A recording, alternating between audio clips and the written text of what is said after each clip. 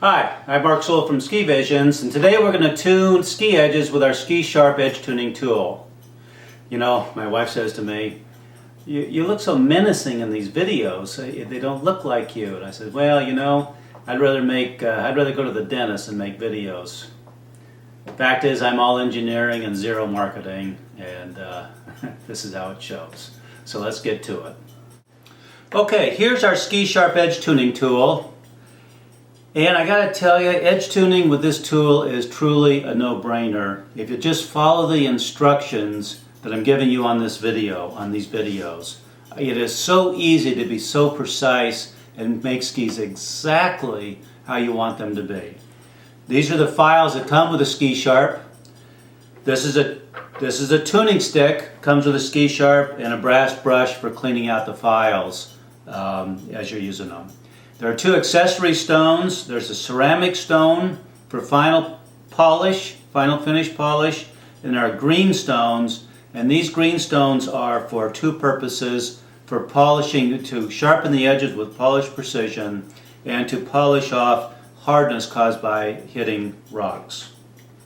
Okay, here are the inserts for the Ski Sharp. Files. These files are new as of October 2012. On the files you notice a black dot of paint. That black dot determines the direction it needs to go, the forward direction. These files are the most aggressive. These are the best files that have ever been made for the Ski Sharp. They're fabulous. They leave excellent edge finish and they just motor through the metal. Best files I've ever made for the Ski Sharp. These are made specially for me. Tooth pattern is my design. And they really are effective. These are ceramic stones, and these are final polish stones, final finish polish stones, and these are green stones, and these are very aggressive sharpening stones. And I've made so many inserts for the Ski Sharps over the years, some years as many as 6 or 8 different types of inserts at any particular year. And I've reduced them all to these three. These three are fabulous. I am so happy. They do exactly the job I want. I have no reason to add any complexity to our inserts greater than with the job that these three do. So this is our Ski Sharp tool, and I'm telling you, this tool is so simple and easy to use. On the top side, you have bevel selector, so you just turn the knob and you adjust the bevel that you want precisely on the ski, and this does both the base side of the edge and the side of the edge at the same time. So each of these have an independent adjustment process. So you can run 1 here and 3 there, or 2 here and 1 here, or you can do it any combination you want. And this will accommodate it. On the underside, you have files, and the files have dots of black paint in the forward direction, and the tool must travel in the direction of those black dots, because files only cut one way, and if you use them backwards, you'll wear them out prematurely. So this tells you which way you got to use the tool. And there's a magnet here that picks up filings so they don't get ground in your base. And there are just knobs here to lock the inserts into the tool.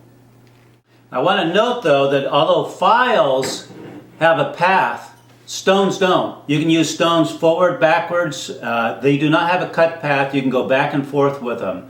And it's one of the reasons why stones are so easy to tune edges with, particularly for beginners. Okay, to use a Ski Sharp, all you do is you set it on the base and slide it over, and it's automatically set correctly. Just set it, slide it over, set correctly. I'm now using the green stones, which are what are the most typically used inserts in the Ski Sharp by my recommendation. And I got to show you that my approach to tuning edges is unique. This is the binding section of the ski. I removed the bindings on this because I didn't want to make it more cumbersome. But this is the binding section of the ski. What I do is I start under the bindings, which is basically underfoot, and I start sharpening there, and then I work out towards the end of the ski, and then same towards the other end of the ski. So my concentration of sharpening is under the binding with less sharpening as you go further out. And then I use the tuning stick constantly to check the progress of my work. Keep in mind when you're using stones to tune with that you have to constantly be moving them around in the pockets in order to create more fresh stone face. And the side pocket you want to lift it up a bit because the way stones work is they have fresh space to interface with the ski edge. There's a separate video on the ways to maintain these stones. And then the tuning stick is critical to keep checking the edge to find, you'll learn after you use this tuning stick for a while, you will learn how to identify what you like. There is a separate video, when you use up the entire face of these stones, there's a separate video on how you redress these stones, because this stone will last you almost for a very, very long time if you just keep it clean and refreshed as we show you on the video. So I tune my edges starting underfoot and working my way out. Now why do I do it that way? There are three reasons actually. First, skis wear much faster underfoot than they do out towards the ends. So the underfoot needs more work because there's more wear there.